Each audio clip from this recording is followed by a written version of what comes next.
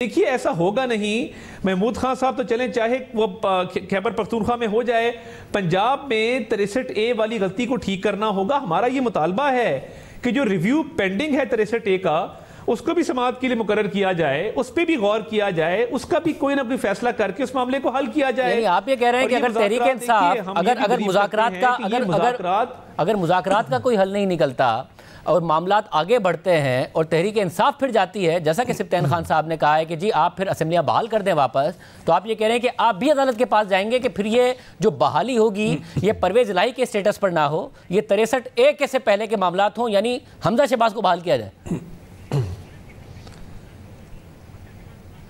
हमजा शहबाज की एक review petition pending है सुप्रीम कोर्ट में, अभी तक समाअत के लिए मुकर्रर नहीं हुई, तो हमारा तो मुतालबा ये होगा कि उसको फिक्स किया जाए। और देखिए ये पूरा मुल्क जानता है कि 63A में आइन को दोबारा लिखा गया है माफ कीजिएगा, उसको दोबारा से ठीक करना होगा, आइन को उसकी ओरिजिनल शक्ल में बहाल करना होगा।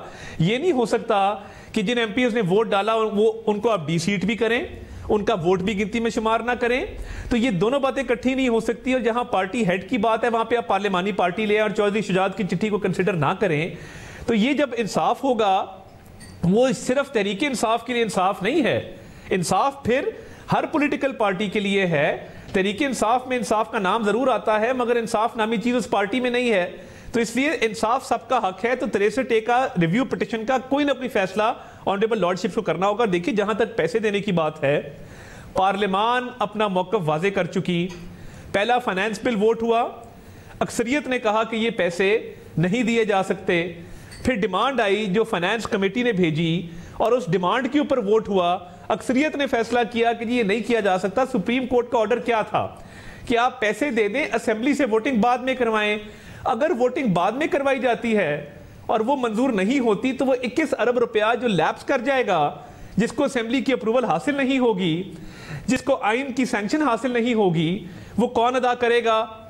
ये सारा कुछ करने के बाद मैं ये समझता हूं कि पैसे देने की तो अब गुंजाइश नहीं है। तो सब मगर क्योंकि अदालत ने कहा था कि अदालत ने जो आप लोगों ने अदालत का पार्लियामेंट का कवर लिया था, अदालत ने उस पर कहा था कि उन्होंने वो पार्लियामेंट का कवर एक्सेप्ट नहीं किया था और कहा था कि आप जारी करें वरना संगीन नताइज होंगे 27 अप्रैल तक। अदालत ने ऑर्डर अभी तक नहीं दिया है, जिसकी वजह से मैं पूछ रहा हूं कि आपकी पूरी कोशिश है कि सियासी जमातें ही मंगल को फैसला कर लें और बॉल आप ही के कोर्ट में रहे, जब आप बार बार कहते हैं कि जी सियासी जमातों को फैसला करने दें और बॉल वापस ना जाए अदालत के कोर्ट में।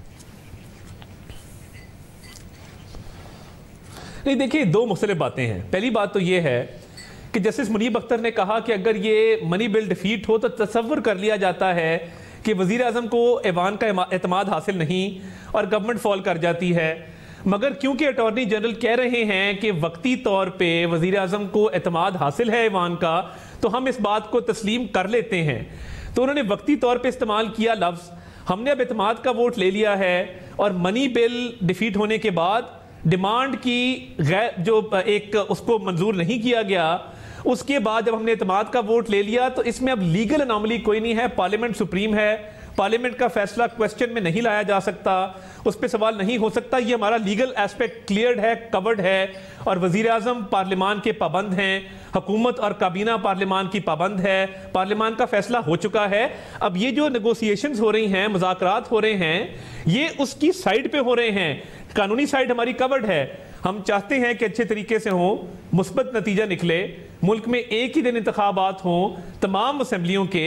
मगर यह भी एक सवाल है कि क्या हम बलोचिस्तान और सिंध असेंबली को वक्त से पहले तहलील करवा सकते हैं? नहीं करवा सकते।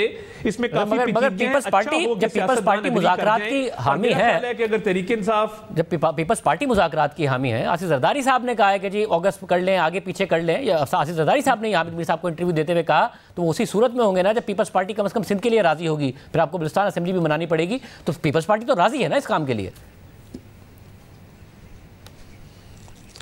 देखिए इस पे बिल्कुल मजीद मुशावरत भी होगी, मगर क्या ही अच्छा हो कि अक्टूबर की तारीख पे तहरीक इंसाफ भी जो है वो अग्री कर दे। क्योंकि शाहजेब साहब इस वक्त अगर आप फील्ड में देखें, आज 28 अप्रैल है और 28 अप्रैल के बाद कुछ तकरीबन आप देखें ना 14 मई को इलेक्शन है।